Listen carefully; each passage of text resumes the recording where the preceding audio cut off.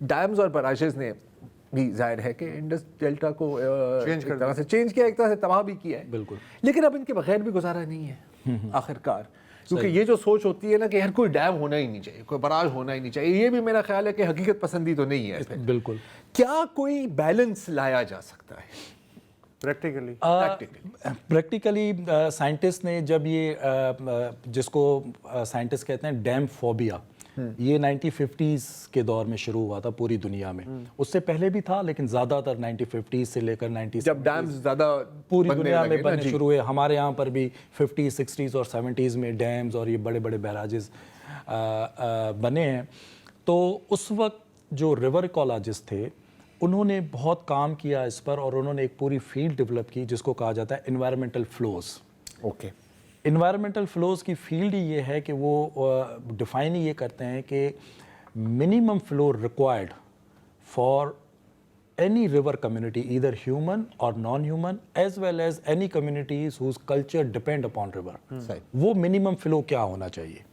تو اس طریقے سے دنیا میں جو بہت بڑی ریورز ہیں وہاں پر انوائرمنٹل فلوز نے, جیسے کولوراڈو ریور ہے جو جا کر گلف آف میکسیکو میں گرتی ہے, ایون ویتنام میں بہت جگہوں پر ریسرچز ہوئی ہے, میکونگ ڈیلٹا میں, نائل ڈیلٹا پر بھی یہ ہوئی ہے. تو وہاں پر یہ کام ہو رہا ہے کہ اگر ہم کیا منیمم فلو ریور کا دیں ایٹ لیسٹ. چلیں آپ ڈیمز میں ایریگیشن بھی آپ نے کرنی ہے, ایگریکلچر بھی کرنا ہے, فوڈ پروڈکشن بھی آپ کے لیے ضروری ہے, لیکن صرف یہ سوچنا کہ ایریگیشن اور فوڈ پروڈکشن سوچنی ہے, I think that is also a very narrow thinking. تو وہ منیمم فلو جو ہمیں چاہیے, اگر ہم ان انوائرمنٹل فلوز کے لاز کو فالو کریں تو ہم کہیں نہ کہیں پر ڈیفینیٹلی اس پری ڈیم کنڈیشن کے ڈیلٹا کو تو ریوائیو شاید نہ کر پائیں, بٹ ایٹ لیسٹ وہاں کی کمیونٹیز اور ڈیلٹا کی جو لائف ہے اس کو پھر بھی ہم کچھ حد تک بہتر کر سکتے ہیں اگر ہم ان فلاز کو. ہمیں پتہ ہے یہاں پر منیمم فلو کیا ہے, کیا ہونا چاہیے, اس پر کوئی تحقیق ہوئی؟ پاکستان میں ویسے تو جو 1991 کا ایکارڈ ہے اس کے کانٹیکسٹ میں کہا جاتا ہے کہ 10 ملین ایکڑ فیٹ جو ہے پانی سمندر میں جانا چاہیے. لیکن جو جاتا کتنے جاتا تو سر کبھی کبھی 20-30 ملین 40 ملین بھی چلا جاتا ہے, جیسے 2010 کی سیلاب آیا تھا یا 22 میں پانی, ہمارے بارشیں بہت زیادہ ہو گئیں تو وہ ہو گیا, اور کبھی کبھی 0% پانی جاتا ہے. اب یہاں پر جب میں نے انوائرمنٹ فلو کی بات کی تو وہ یہ کہہ رہے ہیں کہ minimum flu required for the life of the delta یا اس کی کمیونٹی, چاہے ہیومن یا نان ہیومن. ایگزیکٹلی. اب وہاں پر جو سب سے امپورٹنٹ چیز ہے ڈیلٹا کے لیے وہ ہے سینڈیمنٹ. بالکل. اب سینڈیمنٹ ڈیلٹا تک پہنچیں گے کیسے؟ اس کے لیے ریور کے پاس وہ اسپیڈ, وہ اس کے پانی کے پاس وہ طاقت ہونی چاہیے تاکہ وہ اس کو وہاں تک پہنچا سکے. ڈیمز اور بیراجز کیا کرتے ہیں, کیونکہ ہم پانی کو اچانک ریلیز کرتے ہیں, دیکھتے ہیں اب سیلاب کی صورت ہے, ہم نے گیٹ کھول دیے تو وہ پانی تو نکل جاتا ہے, لیکن پانی کے اندر وہ طاقت, وہ اسپیڈ تھوڑے وقت کے لیے ہوتی ہے, دودھ میں سے ملائی روک لیتے تھوڑے وقت کے لیے ہوتی ہے. اور آپ دیکھ لیں کوٹڑی بیراج سے 200-250 کلومیٹر دور ہے ڈیلٹا, تو وہ جو سینڈیمنٹ تھوڑے بہت وہ کیری بھی کر رہا ہے وہ بیچ میں ہی ڈپازٹ ہو جاتے ہیں, ڈیلٹا تک وہ سینڈیمنٹ پہنچتے ہی نہیں ہے. اور ڈیلٹا کی فرٹیلیٹی پہ اثر پڑے گا, وہ پڑے گا تو ڈیفینیٹلی اس کے اثرات یہ ہوں گے کہ آپ کا سمندر کا پانی جو ہے وہ آئے گا اور زمین آپ کی خطا رہے گا. پھر کیا کریں, وہ کیسے پہنچائیں؟ اگر فرض کریں پانی تو پہنچا دیتے ہیں کہ جتنا منیمم ریکوائرڈ ہے, اس کا کیا کریں؟ اس کے لیے سر ضروری ہے کہ ہم ایکسپرٹ جو ریور ایکولوجسٹ ہیں یا جو ہائیڈرولوجسٹ ہیں جو اس کو اسٹڈی کرتے ہیں کہ پانی کے اندر کتنی رفتار ہونی چاہیے, ویلوسٹی ہونی چاہیے, تاکہ وہ کتنے سینڈیمنٹ کیری کر سکتا ہے آگے تک, جس کو ہم کہتے ہیں ریورس کیرنگ کیپیسٹی. تو وہ کتنے سینڈیمنٹ کیری کر سکتا ہے اور کتنی دور تک کر سکتا ہے. پلے کا کیا بن رہا ہے ابھی؟ اب ظاہر ہے کہ سیڈیمنٹ رک رہی ہے تو ساتھ میں جو فش کی جو مائگریشن ہے, اس کی جو نیچرل لائف سائیکل ہے وہ بھی تو یہاں پہ متاثر ہو رہی ہے. کتنی بری طرح سے؟ سر بہت بہت بری طرح سے متاثر ہو رہی ہے. اب تو پلا بہت ہی نایاب ہو گیا ہے, ایون انڈس ڈیلٹا کے اندر بھی.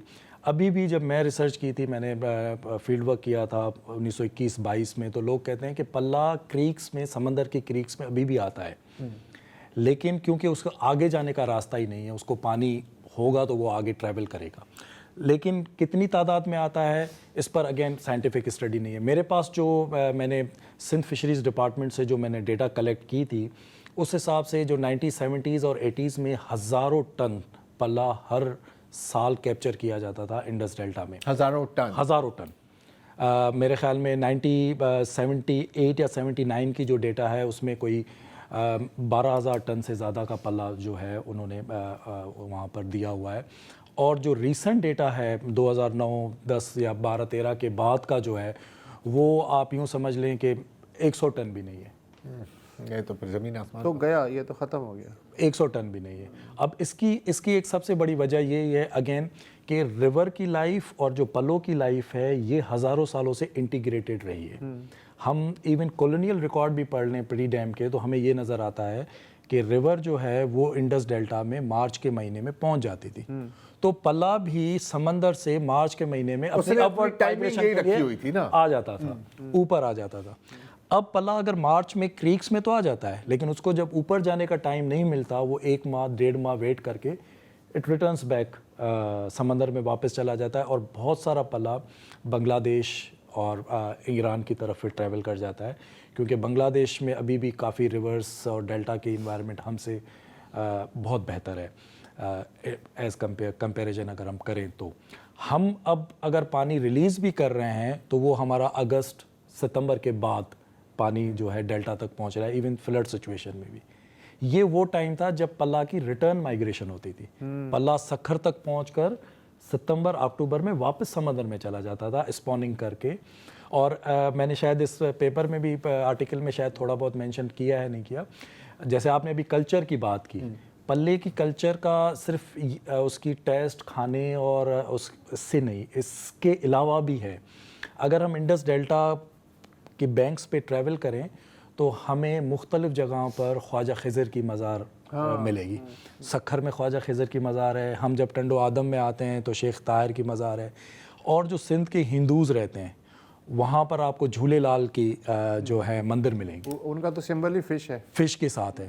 اور تو جو لوکل فشرز ہیں انڈس ڈیلٹا کے اور ایون تھرو آؤٹ جو ریور بینک کے ہیں ان ملاحوں سے جب ہم بات کرتے ہیں تو ہمیں یہ پتہ چلتا ہے کہ ان کے پاس یہ ہے کہ پلہ پانی میں اسپوننگ کے لیے نہیں صرف نہیں آتا بلکہ پلہ اپنے اس کو خواجہ خضر کو اپنا مرشد مانتا، وہ ان کو سلام کرنے آتا ہے. اڈیرو لال ان کو جی سر، اڈیرو لال سکھر تک، جو سکھر میں خواجہ خضر کے یہ جو دریا کے بیچ میں ایک چھوٹا سا آئلینڈ جس کو پکھر کہا جاتا تھا کسی وقت میں، وہاں پر وہ اس کی زیارت کرنے آتا ہے.